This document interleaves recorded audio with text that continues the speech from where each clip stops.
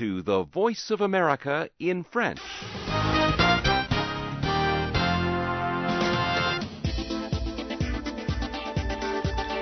Bienvenue, La Voix de l'Amérique, service francophone vers l'Afrique. Tous les matins du lundi au vendredi à 5h30 temps universel et tous les soirs à 18h30 TU et sur internet à www.lavoixdelamérique.com.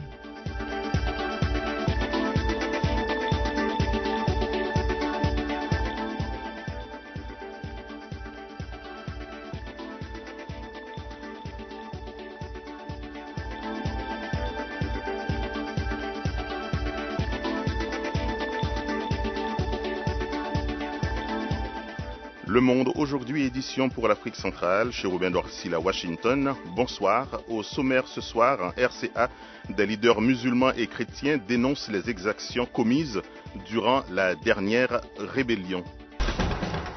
La Voix de l'Amérique, Bangui 101.7 FM.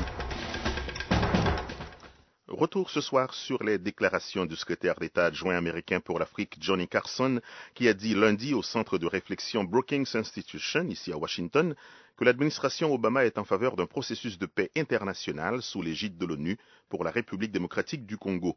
Pour l'homme politique congolais et ancien candidat à la présidence, Georges Alula, une démarche précise de Washington visant directement les auteurs des crises multiples dans l'Est congolais est de toute urgence. On connaît les responsables des exactions qui ont lieu à l'est de la RDC. Il faut agir sur les responsables de ces exactions.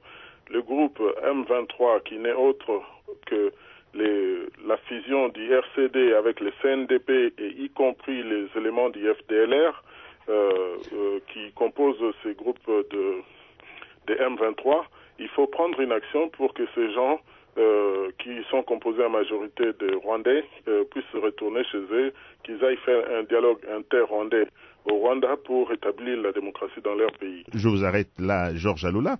Vous avez parlé des FDLR. Ne sont-ils pas les ennemis jurés du M23 ?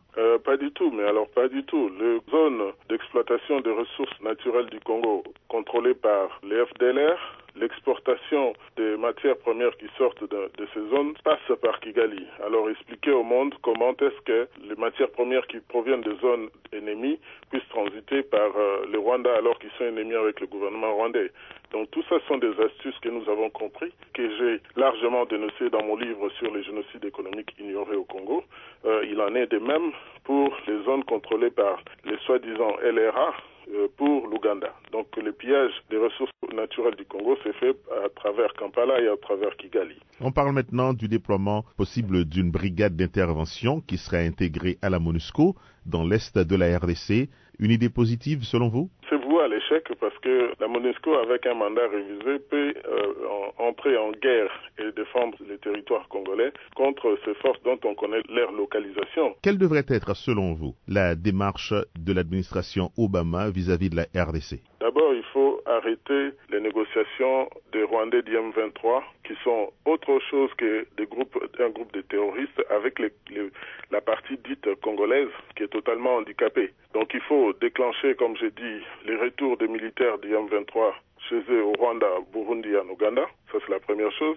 La deuxième chose, c'est qu'il faut imposer un calendrier de dialogue inter-rwandais au Rwanda afin de faciliter les retours de forces négatives dans leurs pays respectifs.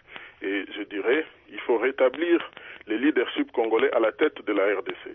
Si on regarde ce qui se passe au Mali, la victoire de la France, de l'armée française au Mali, montre un exemple de leadership à suivre. La femme malienne qui a sauté sur le coup du président François Hollande est un bel exemple que nous pouvons espérer voir au Congo. L'homme politique congolais Georges Alula joint à Paris sur le